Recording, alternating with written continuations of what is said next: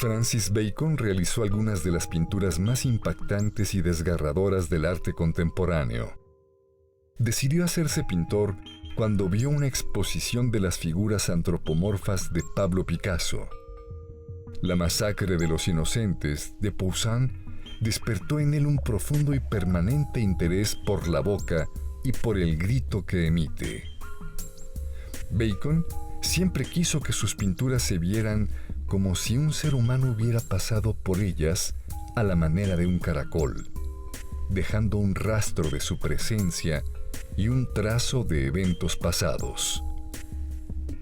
En la entrevista imposible de hoy, el doctor Iván Ruiz, del Instituto de Investigaciones Estéticas de la UNAM, y el doctor Sergio Rodríguez Blanco, ensayista y crítico de la Universidad Iberoamericana, esbozarán algunas aproximaciones a las complejidades y contradicciones de este pintor obsesionado con la vida en la muerte y la muerte en la vida, con la autodestrucción, la vulnerabilidad y la deformación que existen en todo ser humano. ¿Acaso algún día, afirmó Bacon, logre capturar un instante en toda su violencia y toda su belleza? Siempre es rico tener una conversación sobre un tema tan apasionante como Francis Bacon con un especialista en arte contemporáneo, y creo que la idea es poder conversar y quizá generar nuevo conocimiento, nuevas reflexiones sobre un artista del que tanto se ha hablado como Bacon. Me parece muy interesante, es un tema que a mí en lo particular me emociona mucho. Yo trabajé una investigación para la maestría en Historia del Arte sobre Francis Bacon. Es uno de los artistas que recorrió el siglo XX en términos de su vida y que produjo un conocimiento artístico muy singular, y me interesa mucho el abordaje también que pueda tener desde otro ámbito, que en este caso es el periodismo. ¿Cómo abordar, Iván, a Francis Bacon, este personaje del que tanto se ha hablado siempre desde la propia biografía, un personaje, un pintor que utilizó su propia experiencia personal para crear, pero que a su vez ha sido trabajado generalmente cuando se mira su obra, estos lienzos que Margaret Thatcher dijo que eran pura carne. Pedazos de carne. Es bien interesante, justamente comparar o contrastar los campos de la historia del arte y el periodismo en el abordaje específico de un personaje como Bacon, dado que Bacon se construyó también a través de las biografías, ¿no? Digamos, su gran biógrafo, que es David Sylvester, lo acompañó durante toda su trayectoria, ¿no? En el sentido de también comprender qué es lo que estaba haciendo Bacon. Bacon es un pintor autodidacta, o fue un gran pintor autodidacta, que no obstante no haber cursado una licenciatura en artes plásticas o haber tenido como una formación universitaria, planteaba temas absolutamente profundos, ¿no? Y eso quizá fue el modo en el que acaparó la atención en Francia, que es uno de los países más intelectualizados artísticamente, y que encontró tanto en Michel Léry como en Gilles Deleuze dos grandes interlocutores mientras él estaba vivo, ¿no? Ahora, justamente como Bacon, su propia experiencia y su propia biografía está tematizada en su obra, eso es quizá uno de los grandes riesgos, y ahí voy un poco al punto de vista y este giro irónico y fársico que tuvo Félix Dazoa. A mí me parece muy fresco porque la prensa ha insistido demasiado en ligar causa y efecto en el caso de la biografía de Bacon. Bacon, además de homosexual, fue declaradamente sádico, ¿no? Mantenía relaciones tortuosas con sus parejas, ¿no? Bueno, uno de ellos, que es quizá el más célebre del cual podemos hablar aquí, que es George Dyer, ¿no? O sea, falleció después de 8 años de una relación muy tormentosa con él, y Bacon trabajó durante 2 o 3 años básicamente sobre la narrativa, ¿no? de su amante, ¿no? La caída de su amante. Entonces, ¿cómo no? Digamos, Bacon es uno de los casos donde no se puede disociar vida y obra, ¿no? Y eso es algo que es muy peligroso, justamente por querer entender la obra directamente a través de la vida. Yo cuando pienso en Bacon pienso mucho, es obra de otro irlandés, en el retrato de Dorian Gray, y a veces me imagino alguno de los cuadros de Bacon como cómo habría quedado ese retrato de Dorian Gray al final de la novela, ¿no? Y en ese sentido es muy reciente y tú lo sabes, que ha salido en la prensa justamente otro escándalo que vuelve a poner sobre la mesa la vida personal de Bacon en relación con sus amantes. Este robo, de hecho, bueno, hace nada, unos meses que salió un reportaje que hablaba sobre cómo se habían encontrado también en Madrid, digo, no... Mi ciudad natal, donde pasan bastantes cosas un poco raras, donde Almodóvar se hizo su meca y donde, por cierto, Bacon significa algo que en México no es lo mismo, que es lo que aquí llamamos, lo que aquí se llama el tocino. Es como si fuera Francis Tocino, este autor que hablaba y que escribía tanto sobre la carne. Y hubo un robo de 5 cuadros que pertenecían a un personaje que la nota no revela, pero pues es sabido que fue su amante José Capello.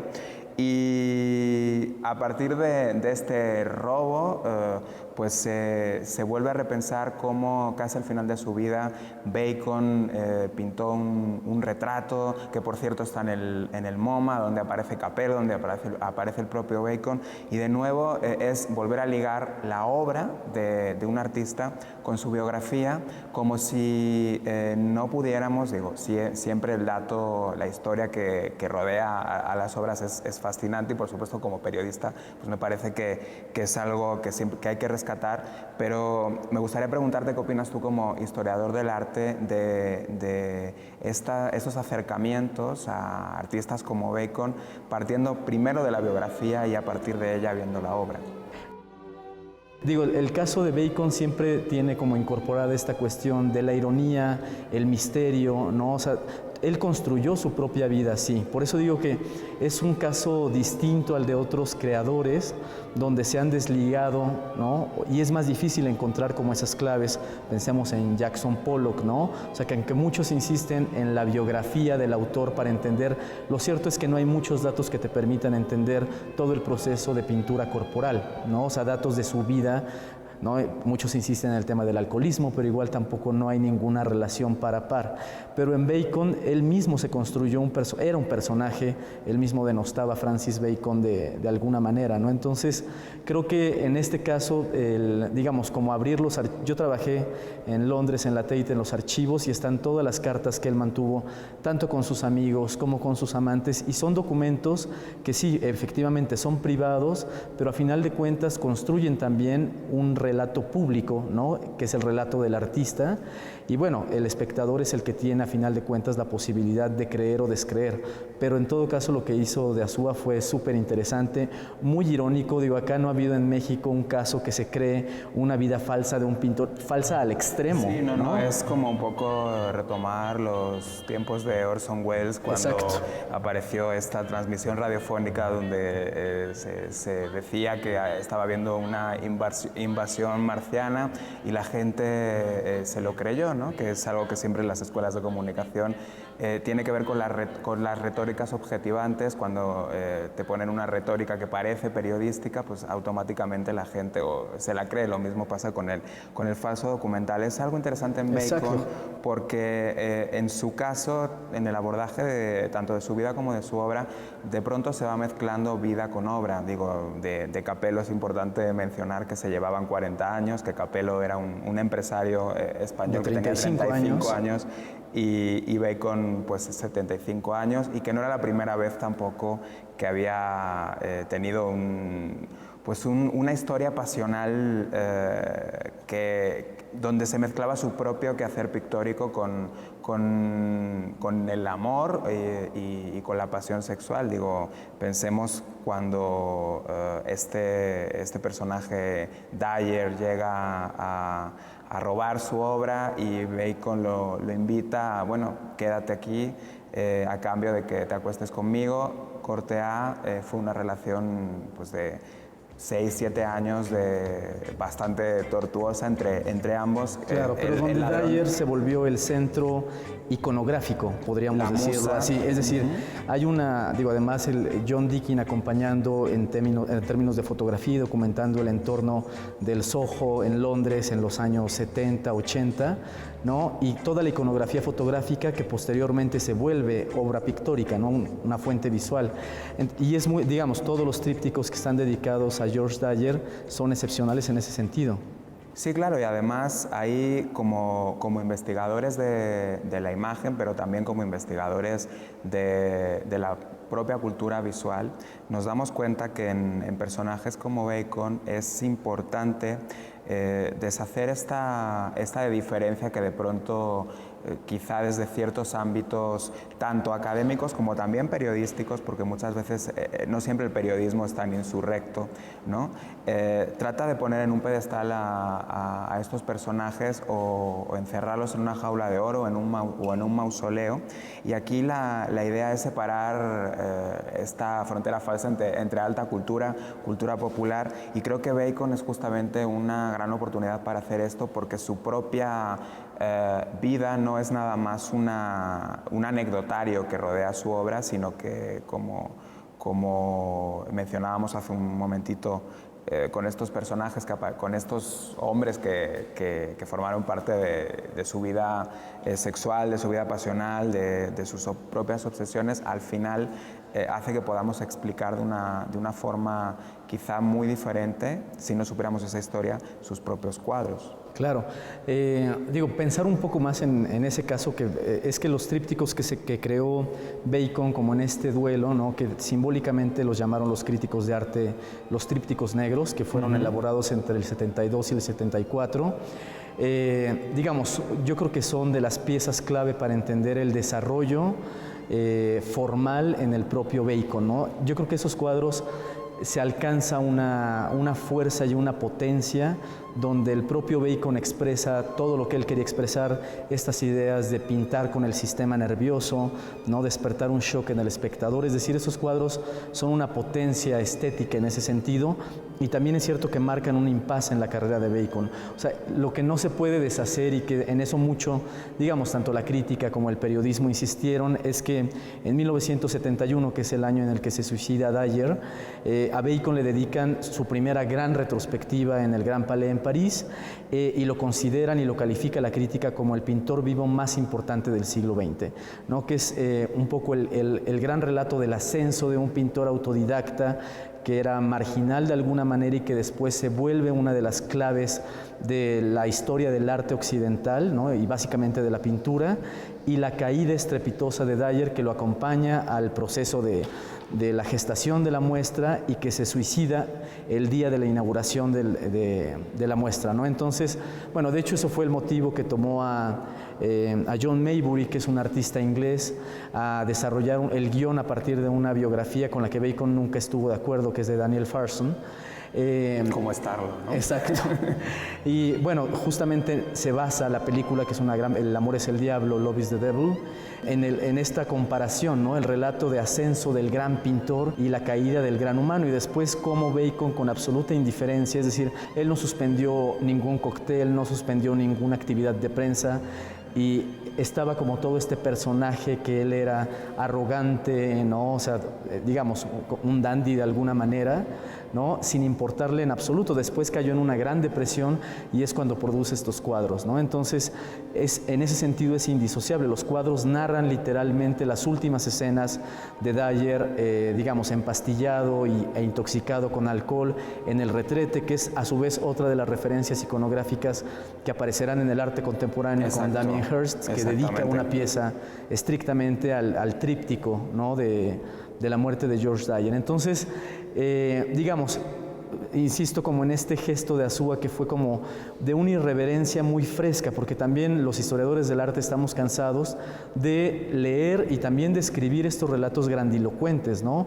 Bacon siempre creo que ha puesto en una profunda crisis a la disciplina de la historia del arte, porque hay que encontrar maneras de abordaje con las que la historia del arte no siempre está, como bien relacionada o está adecuada. Pero fíjate que hay un aspecto que visto con una mirada quizá de cronista, con un poquito de atención encontramos en Bacon un personaje que es un filón de oro en cuanto a la búsqueda de metáforas reales que nos proporciona la realidad. O sea que el gran amante, el gran muso de Bacon, su apellido sea Dyer, que tiene que ver con la muerte, ¿no? El moridor, claro. Por lo menos en la manera en que se pronuncia, que el día en que se va a inaugurar la gran retrospectiva justamente sea el día en que se suicida su amante, hace que la propia vida de Bacon tenga parámetros que tienen material del melodrama y del gran melodrama, ¿no? O sea, claro. de esta parte de la realidad que es posible, pero no es probable que te suceda. Claro, y muy en el ámbito del arte, digo, que es un poco el paralelo de Giacometti, ¿no? De Alberto Giacometti, donde él sí se sentía identificado. Fue uno de los pocos artistas con los cuales él se sentía identificado de sus propios contemporáneos y que tuvo un final trágico, absolutamente, ¿no?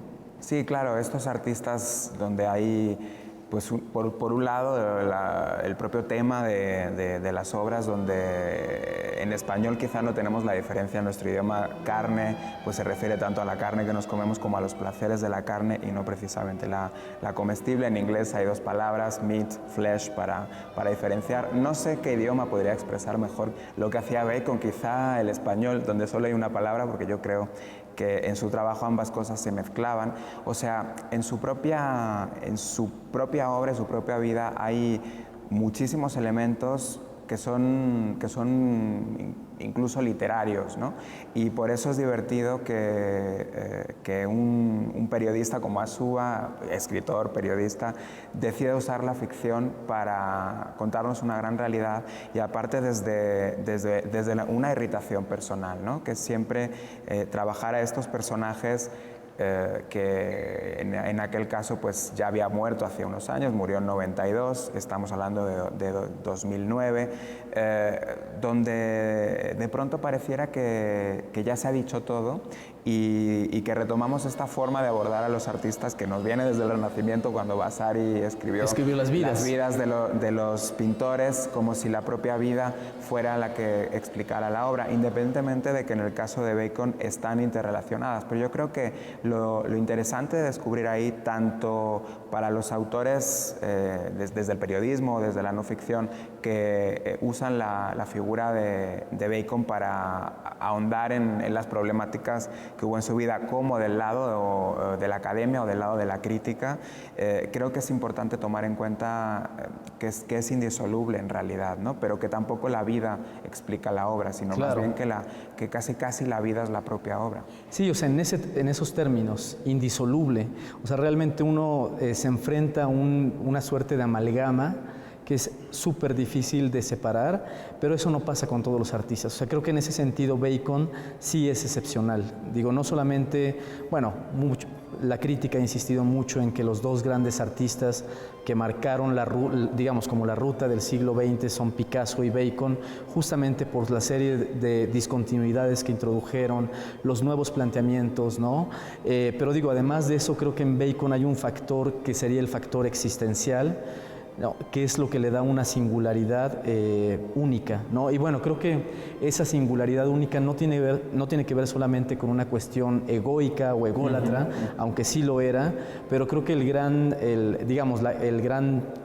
la gran fuerza de Bacon está en cruzar esa experiencia personal con un trabajo sobre la violencia, que es finalmente lo que lo diferencia y en lo que él se internó como una experiencia profunda pictórica y que puede ir, evidentemente es el escenario de la posguerra y sí, en claro. La posguerra hay una apuesta estética, por lo menos en estos dos grandes centros artísticos que podemos identificar como el mundo anglosajón, ¿no? Y digamos las vanguardias europeas.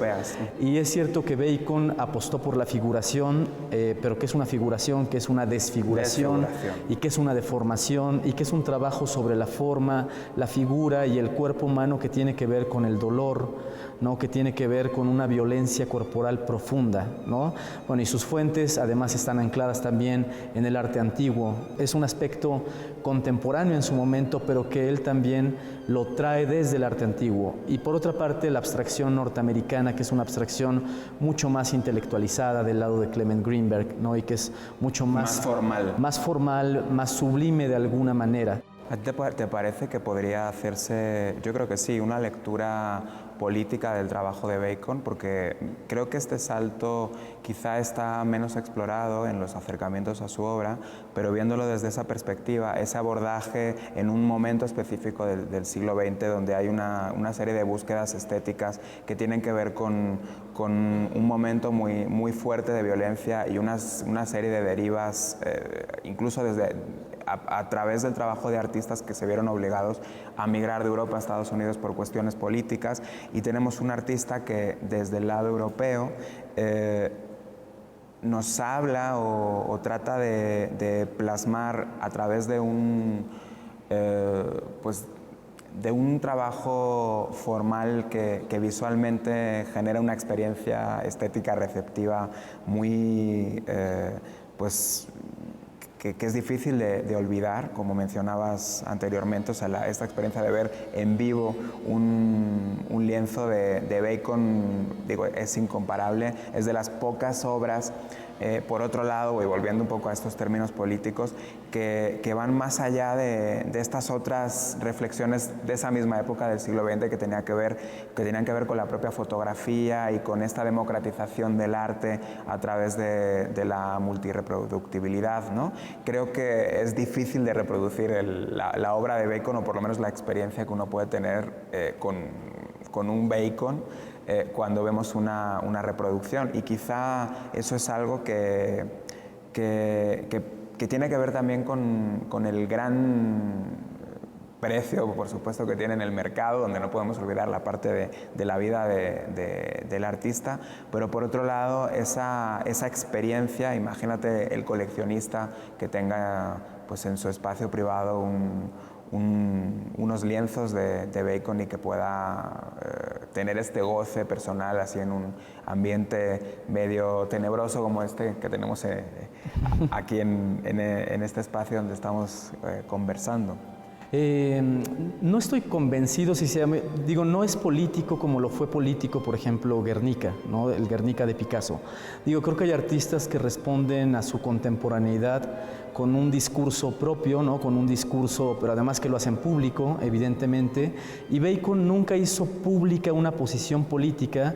Sin embargo, es evidente que todo trabajo es político en tanto se inscribe y forma una ideología, y la ideología de él es una ideología de la carne, es una ideología del dolor, no es una ideología del sufrimiento también. O sea, digamos, donde está cruzada esta idea, a mí me parece muy importante.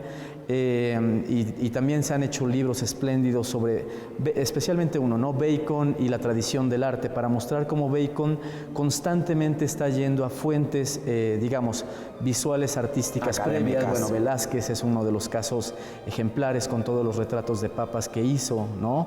Pero diferentes artistas, Rembrandt, ¿no? Con quien tiene una asociación justamente en términos matéricos, ¿no? En esa concepción. Es metartístico a la tradición de la historia del arte, y en ese sentido, incluso para los más conservadores, como volviendo al tema de Margaret Thatcher mirando a un Bacon, que yo creo que eso ya es una pieza de arte, ¿no? Imaginemos a esta dama de hierro ante una obra tan insurrecta, y sin embargo, qué falta de gusto de una señora que sí se tomaba su té a las 5 como buena inglesa de cierta alcurnia, y sin embargo no supo ver en la obra de Bacon que hay todas estas citaciones que trascienden esta forma, esta exterioridad mucho más matérica y mucho más de la carne, de la muerte en la vida, de la vida en la muerte, claro. Pero que nos habla de la obra de un pintor con unas fuerzas artísticas que surgen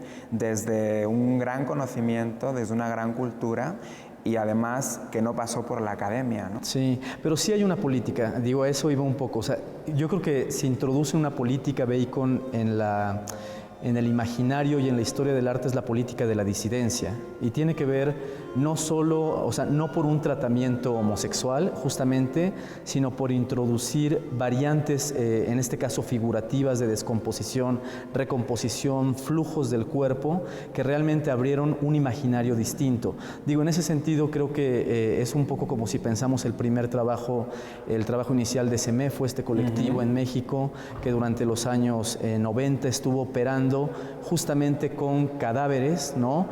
Cadáveres presentados en términos de presentación, no de representación, es decir, residuos. Y creo que siempre la mostración del residuo, en el caso de Bacon hay una representación, en el caso de CEMEFO una representación, siempre introduce una disidencia que corta la experiencia estética y que por supuesto te exige como espectador reelaborarla. O sea, no en vano Thatcher dijo esto es un simple pedazo de carne, pero al decir esto es un simple pedazo de carne hay por supuesto una ruptura del placer y del goce visual. Y creo que eso es lo que hizo Bacon y lo sigue haciendo. Hay gente que no soporta ver un cuadro de Bacon. Por cierto, hay un Bacon en la colección Tamayo donde uno puede ver, ¿no? Y que además lo produjo durante ese trance de duelo con George Dyer.